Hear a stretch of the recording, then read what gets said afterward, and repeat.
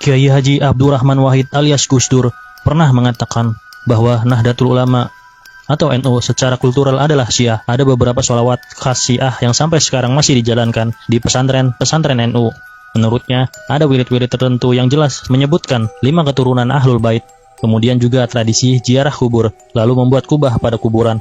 Itu semua tradisi Syiah. Tradisi itu lahir di Indonesia dalam bentuk mazhab Syafi'i, padahal sangat berbeda dengan mazhab Syafi'i yang dijalankan di negara-negara lain. Gus Dur menyebutkan bahwa salah satu pengaruh tradisi Syiah dalam corak keislaman di Indonesia adalah praktik nyanyian, biasa disebut juga pujian, menjelang sholat yang biasa dipraktikkan di kalangan warga Nahdiyin. Nyanyian itu berisi pujian untuk Ahlul Bait atau keluarga Nabi, istilah yang sangat populer di kalangan Syiah. Berikut 9 tradisi Syiah di Indonesia. Yang pertama, arak-arakan Hayok Tabui. Di Pariaman, Sumatera Barat misalnya, ada tradisi arak-arakan yang dinamakan Hayok Tabui.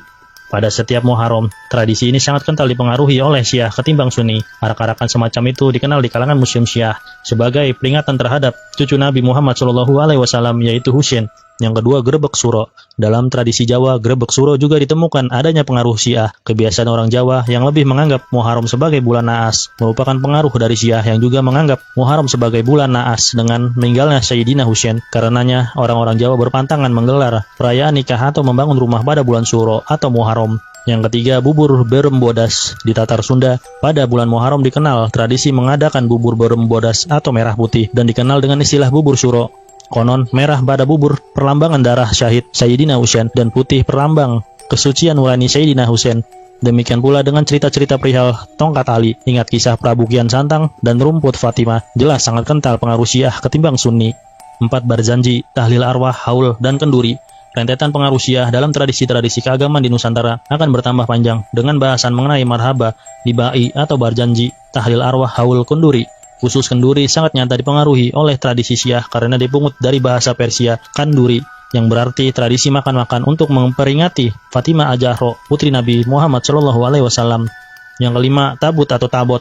Di Bengkulu, pengaruh Syiah terlihat melalui tradisi tabut atau tabot.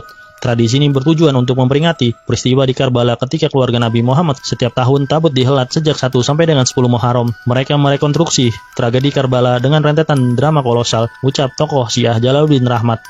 Yang keenam, yasinan, orang meninggal. Jalaluddin Rahmat mengatakan penganut Syiah mempunyai kebiasaan menggelar yasinan untuk memperingati hari kematian seseorang. Mereka juga berziarah ke makam untuk mendoakan orang yang telah meninggal. Kebiasaan itu diikuti pemeluk Islam meski tak penganut Syiah, ucap Jalaluddin Rahmat. Yang ketujuh, bubur syuro. Pengaruh kental Syiah di Tatar Sunda dirasakan melalui tradisi bubur syuro yang mewakili darah Husain dengan warna merah dan sucinya kesyahidan Imam Husain dengan warna putih. Sejarawan Agus Sunyoto bahkan menambahkan tradisi tahlil dan kenduri di Indonesia sebagai warisan dari tradisi Syiah di Indonesia. Yang kedelapan, ziarah kubur. Budaya pengagungan kuburan secara berlebihan sampai meminta pengharapan kepada penghuninya berasal dari golongan Syiah. Kebiasaan ziarah kubur dan bentuk kuburan Islam di Indonesia juga dipengaruhi adat Syiah. 9. Rebo Wekasan. Mantan Menteri BUMN Dahlan Iskan mengaku teringat tradisi Rebo Wekasan saat berada di Masjid Syiah di San Antonio, Texas. Menurut Dahlan, saat kecil dia sering melihat warga Tegal Arum, Magetan melakukan tradisi Rebo Wekasan setiap tanggal 10 Muharram. Selalu ada gentong ditaruh di atas kursi di halaman masjid berisi penuh air. Di dalam ada kertas bertuliskan Arab Pegon, Arab Gundul.